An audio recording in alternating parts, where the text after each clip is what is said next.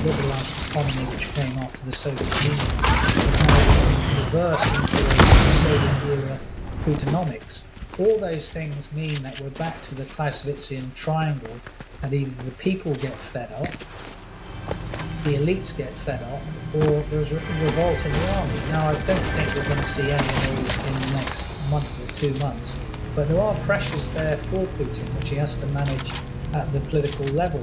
It's also worth saying, of course, that the most recent polling from Russia, from Levada, which is about the most credible you can get in Russia, was again very contradictory in what it says. 58% of people favoured peace negotiations, but that really was invalidated by the fact that 75% were against returning any of the territories which they illegally annexed before Oblast. And at the same time, 77 people support the special military operation and feel pride for what Russia is doing in Ukraine. So until that alters significantly, and it's often difficult to alter that significantly because you've got an informational autocracy in Russia, it can only alter by the conditions in Russia. So if taxes are rising, and more families are affected, that's when you start getting potentially internal revolts. I don't see it at the moment, but it's one to look out for in the future. Let's turn to events in the Middle East. We've seen 2 senior Hamas leaders killed, not necessarily this week because one was killed 3 weeks ago in an airstrike on Khan Yunis, Mohammed Deif, but we have had their deaths announced this week, and of course one of them was killed in Tehran earlier this week. How significant is that to the leaders? I think it is significant, but I think one of the things which has been missing from the commentary is one of the things it does is disconnect the political and military decision making, because really Dave was the conduit between the military in Gaza and the political leadership. So the fact that both Naya and Deif have been killed, and we think that Sinwar is in sort of deep cover and probably doesn't know that both of those things have occurred, means the notion of trying to get a ceasefire with people who understand what's going on is very, very difficult. So it is significant, very significant, in terms of the targeting ability of the Israelis in the first instance. And that's also amplified by what is more significant, was the killing of Fuad Shukar in South Beirut, a very precise targeting killing. And in my view, that's more important. It really showed, I think, choreographed restraint after the Druze killing of the Druze children last week, and sort of hands the problem over to that Israel can do very effectively. Is it does have escalation points, and there is this capability of mismatch. They can do far more damage than probably the other boxes. And I think that has been signalled from the Israelis, Hezbollah and Iran. Can you do something significant after these killings, which causes large-scale destruction and casualties in Israel? And watch out, because it will be the equivalent of what we did in the day. And that was absolutely a capability mismatch. One of the things about that report in Yemen was that the damage which the Houthis did with their strike in Israel was not a lot. The damage which Israel did was absolutely significant, hundreds of millions of dollars in Yemen. And that's the type of capability that the Israelis have. And that's what makes, I think, Iran and some of these boxes very wary of what the response could be.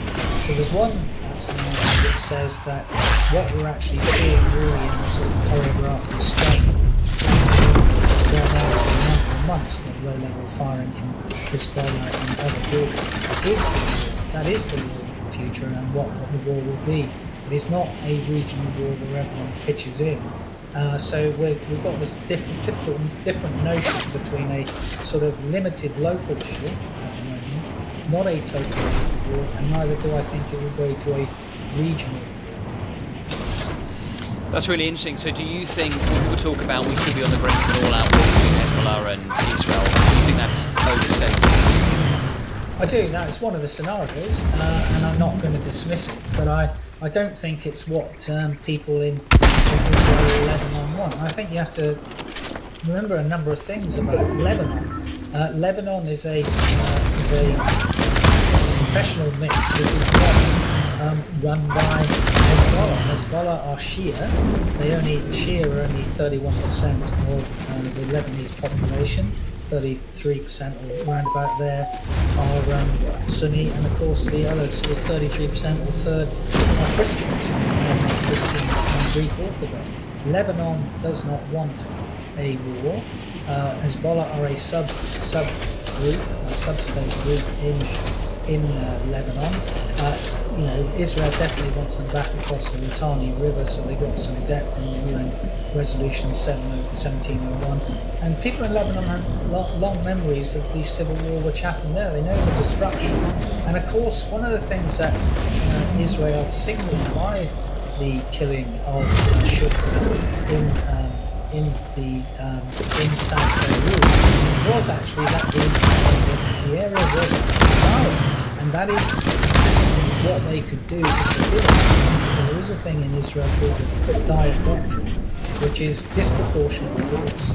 Israel will use proportionate force if they're attacked, and that's one of the ways that you could look at the response in Yemen to what happened in Israel.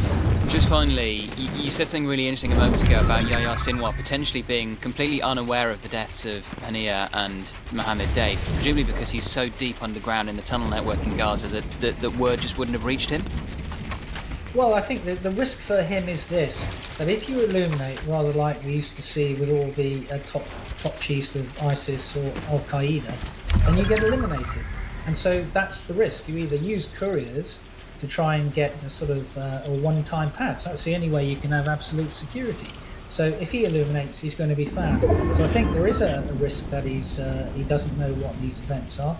If he has to pop up to show himself in understanding these, and either through human intelligence or signals intelligence sources, he will be eliminated, and he'll be eliminated quite quickly.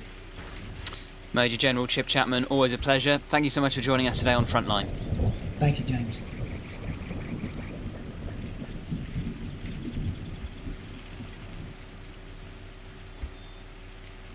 Yeah, I think we're in a really interesting time. I suppose I would say transition.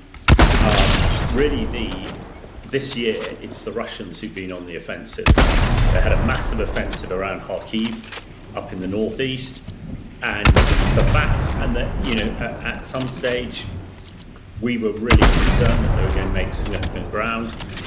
Then I think when the US, the UK and others allowed weaponry to be used on targets in Russia, that really thwarted the attack there. So airfield's been taken out with these ATACMS and Storm Shadow and other key bits. Really, and when we understand the casualties that the Russians are suffering here, I mean, it's just, it sounds very trite to say an industrial scale, but there was a report out of the UK Ministry of Defence Intelligence Update a few weeks ago saying that the Russians were losing over 1,000 people a day, and they'd lost 70,000 in the last 60 days. I mean, that is just unimaginable.